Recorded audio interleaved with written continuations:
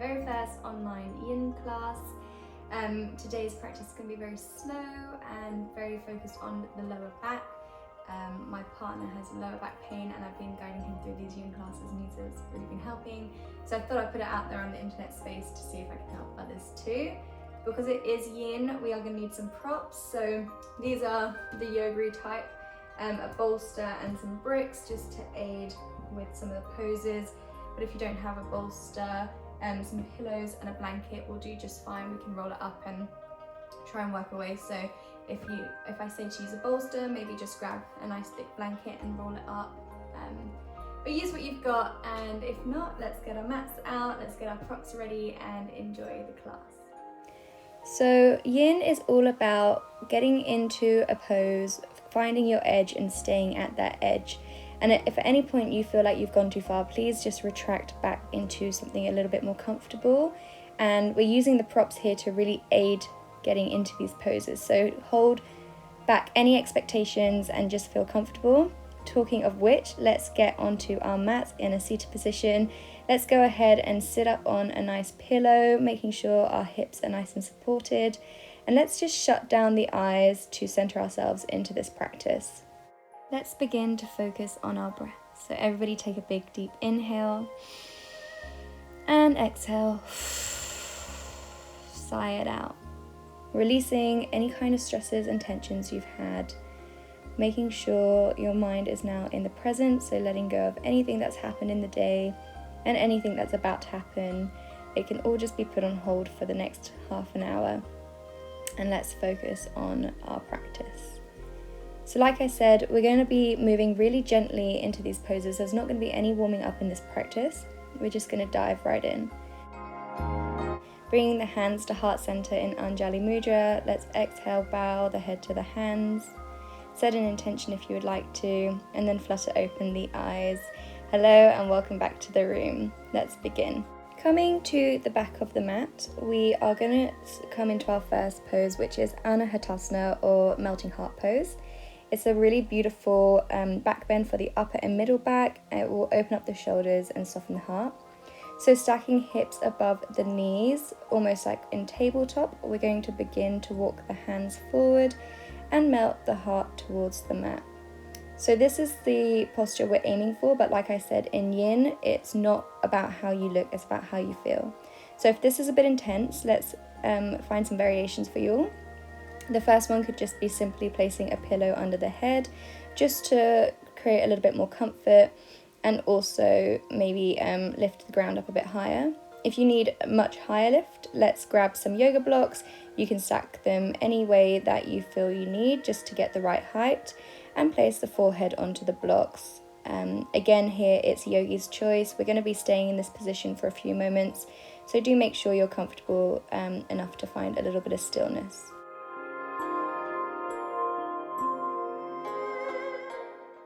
So once you have found the right variation for you, let's come down into the mats and focus in onto the breath. Remember, here we are trying to find our edge, and we're going to stay at our edge. It's a really lovely way to gently open up joints and relieve stresses that you might not be able to in a quicker yoga practice. So focusing in on the inhales, it's a really nice idea if you are easily distracted or your mind is fluttering to maybe start focusing on some senses around you. So acknowledging sounds that you can hear, maybe something that's on the street or the music playing on this video, maybe not acknowledging what they are but just noticing that they're there. The sound of your breath. Feel how the breath changes the pose for you. As you inhale, maybe you're creating more space in the upper back, stretching the skin a little bit further, and as you exhale, sinking deeper into the posture.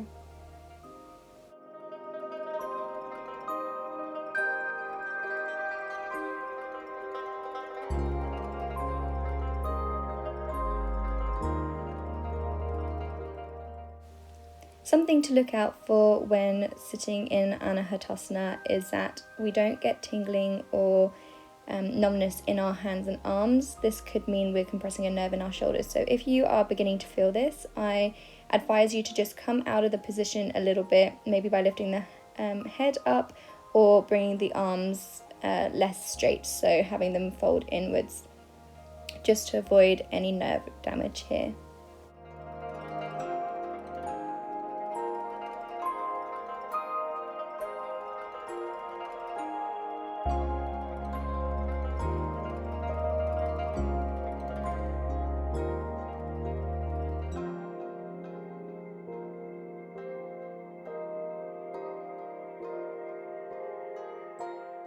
Beautiful work, guys. So on our next inhale, let's come forward to lie on the belly, just a quick counter pose that can feel really nice after sitting in Anahatasana for so long. Let's place the hands on top of one another and then place the forehead on the hands, or place one of your cheeks, whichever feels more comfortable. And let's just breathe here for a minute. And when you're ready, we're going to come to our next pose, which is Sphinx. So staying on our bellies, let's stack our shoulders on top of the elbows and lift our chest up nice and high. So let's discuss a few variations of Sphinx. The first being, let's grab our bolster or our rolled up blanket, placing it on the mat under the chest, so eliminating the stress on our elbows, and lean into it. So probably easier to look at the video, and bringing our arms to the other side, and here using the bolster as a rest, so we can relax fully into the position. I also advise you to bring your legs as wide as the mat.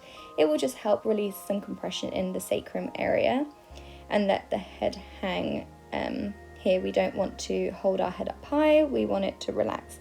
But if you do have neck issues, our next option here would be to grab some blocks, some yoga blocks and a pillow, like I'm about to, and we're just going to build up a little bit of height so that we can relieve some of the pain on our neck here as we relax into the position.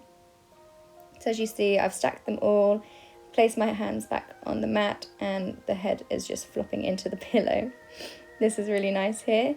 If you do have quite a lot of upper back compression, let's just walk the elbows away from the body. I don't actually show you in the video, but as you can imagine, it will just be less of a straight line between the shoulder and the elbow.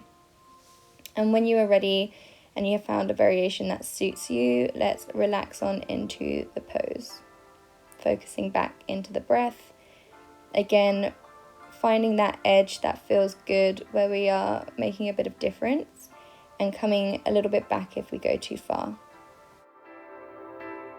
And of course, if this is just too much on your back and none of the variations are working, I would actually recommend coming back to having your hands stacked and placing your forehead on your hands, as that is a really nice slight back bend in the same area. Just work up to where you are.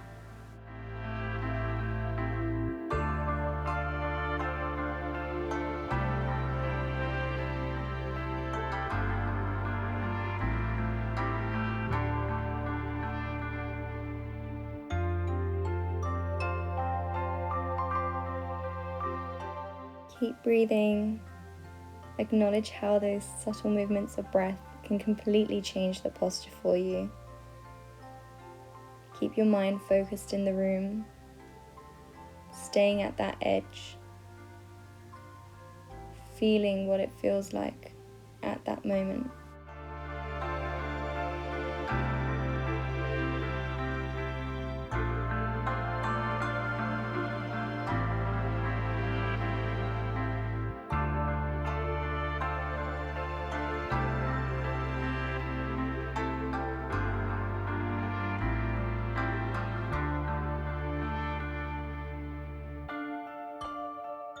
You always have the choice to adjust. If something feels just too far, come back. Don't go over that edge, just stay there.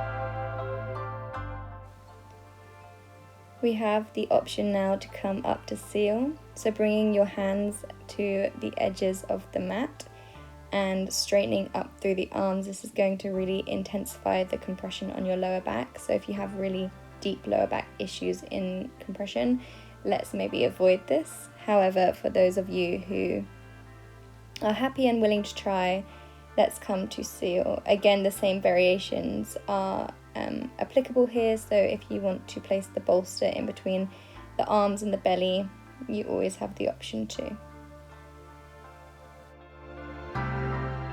And once you have arrived in seal, let's shut down the eyes and begin to breathe. You can let your head drop back or drop forward, just being wary of how your neck feels and making sure it's comfortable.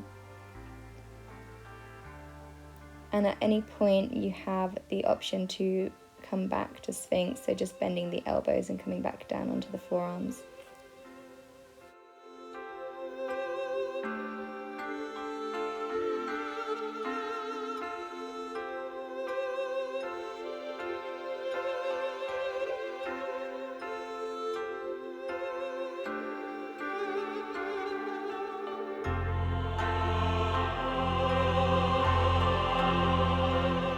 We're going to slowly come out of the position now, so bending through the elbows, let's come all the way to bring our belly to the mat, stacking our hands again on top of each other and bringing our forehead or cheek to our hands. If it is your cheek, try to use the other side to before.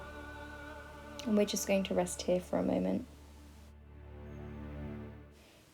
Beautiful work, guys. So bending into the knees, we're going to push up and back to child's pose, stacking the hips on top of the feet and walking the hands forward just to come and do a little counter bend to all of that compression of the lower back. We're going to round it out now.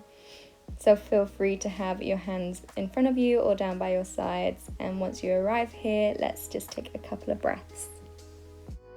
You always have the option to place a pillow in between the hips and feet as well if you don't quite reach.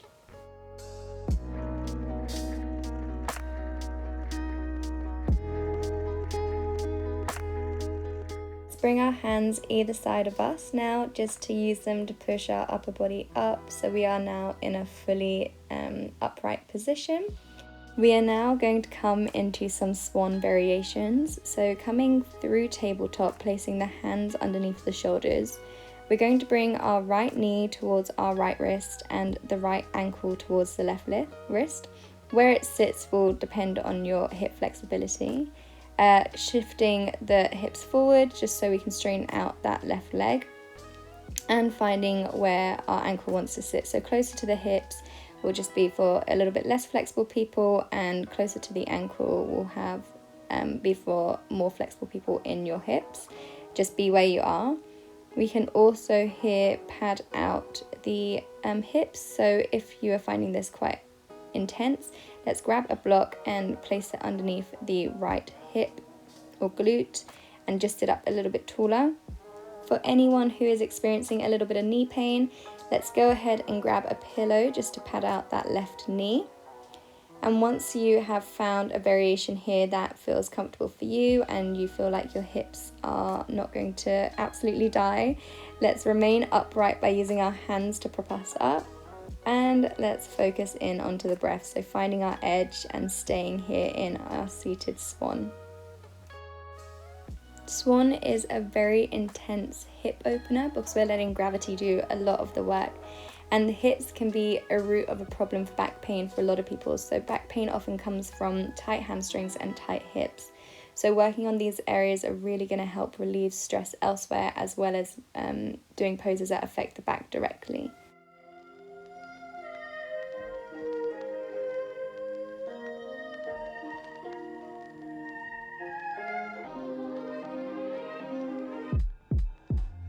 Coming into the sleeping swan variation, this will take the stretch away from the left hip flexor and more into the right hip. So if this sounds like something you'd like to do, let's bring our forearms to the mat, and if you are comfortable, we can bring our head to our hands. So options here, you can also put some bricks on the mat just to bring the ground up higher again, like we did in Sphinx. So just finding what feels good. But if this is more or less comfortable, go back to seated variation. So finding where your edge is, and let's stay there.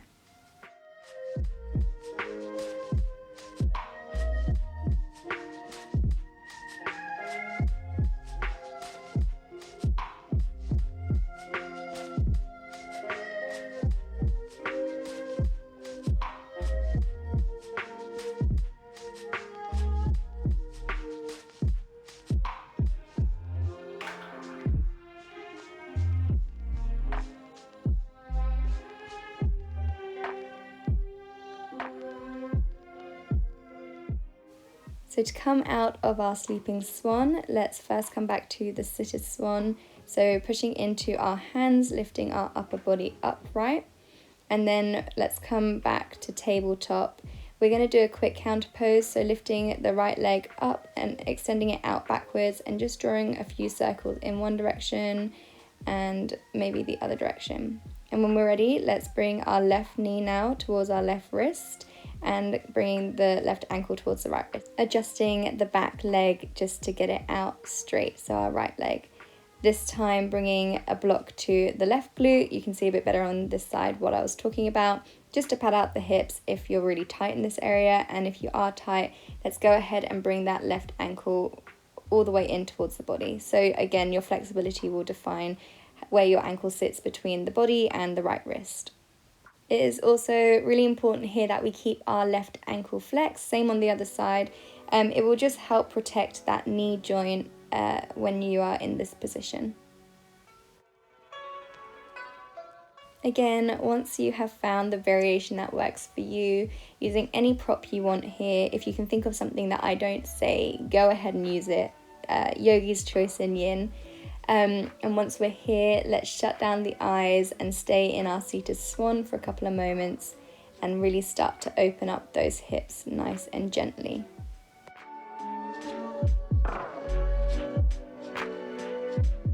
Have the option again to come to our sleeping swan, so walking the hands forward, coming down onto the forearms, and option to place a brick on the mat to rest your head on, or if not, stacking the hands on top of each other and using your hands as a pillow. Sleeping swan will just bring the stretch away from that right hip flexor and more into the left glute. So depending on areas that are feeling more tight, it's really nice to find which one of these variations works for your body today.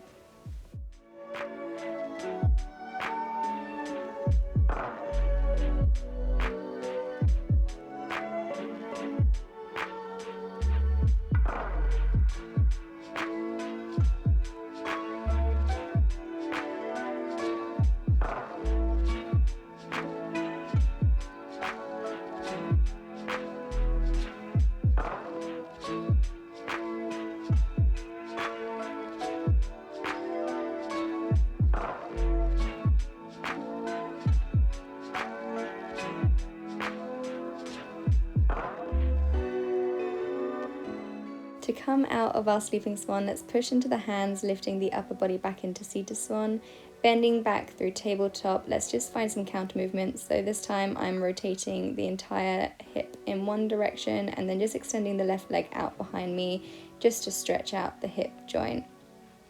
So finding some movements that feel good. We're going to find our way into a seated forward fold next. So bringing the hips to the mat, let's swing the feet out in front of us, extending them onto the mat, moving the fleshy bits of the hip out underneath us just to create a little bit more space. It doesn't really matter about extending the spine here. We are just going to slowly walk our hands forwards down our legs. We can keep a nice curve in the spine if we want to. And just being where we are, this is going to be a tight area for a lot of people. So let's find some variations that might make us feel a bit more comfortable. So grabbing a blanket and rolling it up, if your bolster is really big like mine, and placing it underneath the knees is the first variation that's going to really help us create a little bit more space in this forward fold. It's just because our hamstrings are tight is why we're not managing to fold as forward and bringing the stretch more into our lower back. Next, if you are finding the curve to be a bit intense, let's stack some pillows and rest ourselves into the pillow. As you can see, I'm very happy with this position. It feels very comfortable. And then also just maybe grabbing the bolster if you need to, whatever you want to pad yourself out. A few more variations to run through is that if you have sciatica or you're experiencing sciatica, let's sit those pillows up on a hip, just elevating them a little bit and creating a nice rotation into the fold. And also if you have a back problem, which means the curvature of the back is not good, let's just sit up straight with our spine and only go as forward as you can, keeping that posture nice and straight. So once you find the variation that's working for you, let's walk the hands down the legs and just start to fold into our forward fold really gently. What is important today is that we're not focusing too much on our hamstrings, but we're trying to bring that stretch into our lower back, really slowly opening up the vertebrae of the spine. So do what you need to feel that. And once you're there, let's stay at our edge and let's rest there.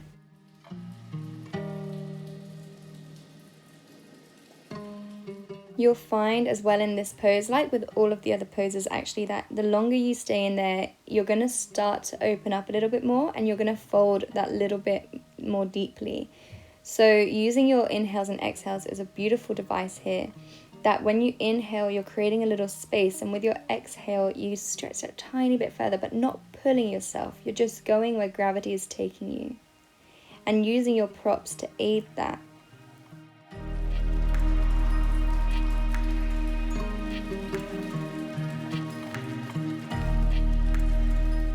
So for people with lower back issues, I think this is going to be the pose that is really the most intense out of everything we've worked through so far. At least this is what my partner tells me, who suffers quite badly in this area. And so because of that, I implore you to stay a little bit longer in this pose, making sure that we're taking the stretch away from the hamstrings and into the lower back by bending the knees as much as we need to, and using the breath to really guide us and keep us on the mat. Make sure our mind is focused and we're staying in tune to the body and listening to where its needs are.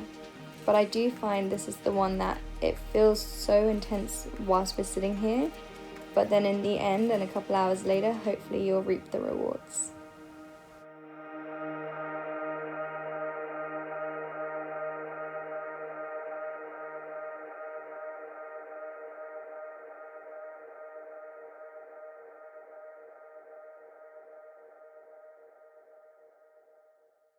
Let's begin to really gently and mindfully exit this caterpillar forward fold.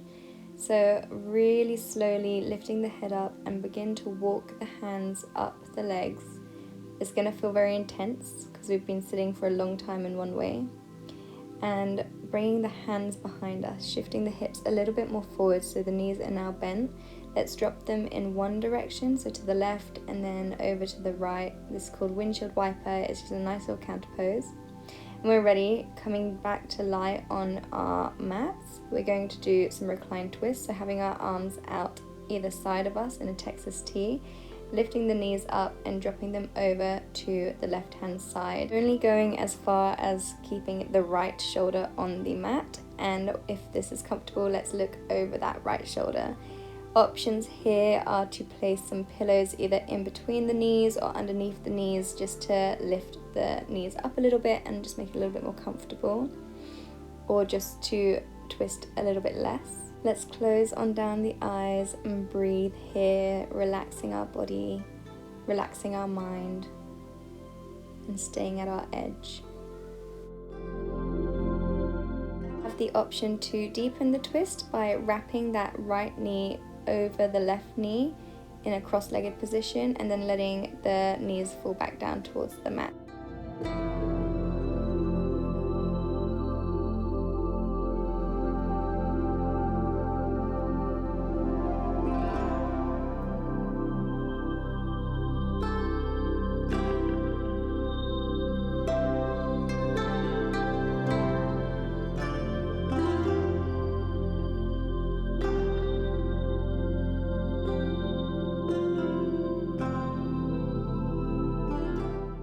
Let's inhale to bring the legs back towards center, hugging the knees into the chest.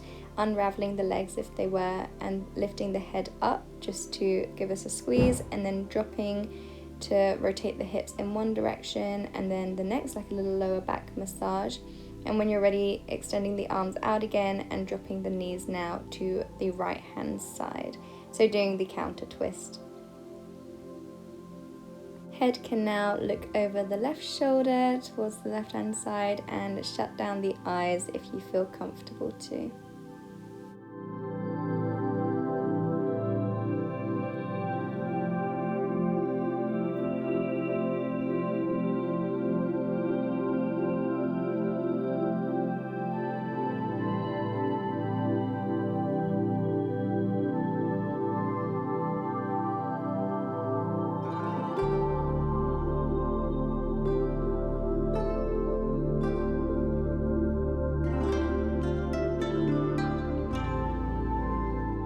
I've had my little pal Ozzy come and join me, my little dog. But anyway, yeah, sorry. We have the option to deepen this twist again, so bringing the left leg underneath the right in a cross leg position and just let the knees drop towards the mat. It's going to intensify the twist.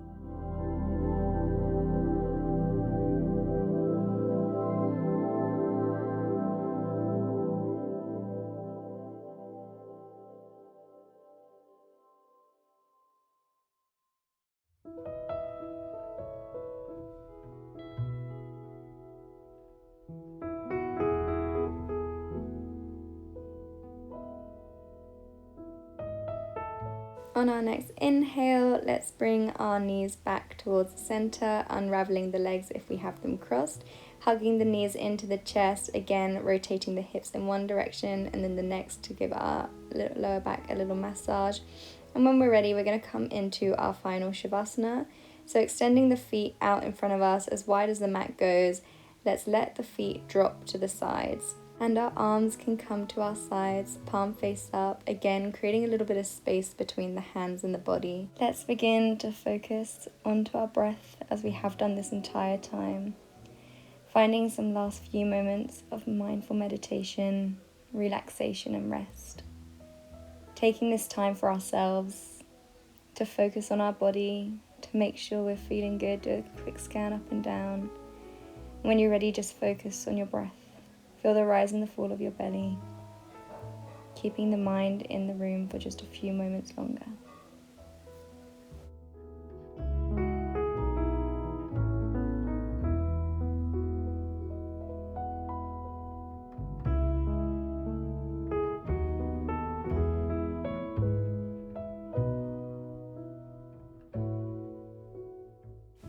So this is where I'm going to leave you today in Shavasana, in our final meditation, our final relaxation. Feel free to stay here for as long as your body needs. I really hope you enjoyed this yin practice, and if you have any more requests for yin classes, please leave them in the comments below, as I love hearing what you guys want and your feedback. If you enjoy my classes, I try to release one each week here on YouTube, so feel free to subscribe and give me a like if you liked the video. I hope you all have a wonderful rest of your day and a great start to your weekend. And lots of love. Namaste.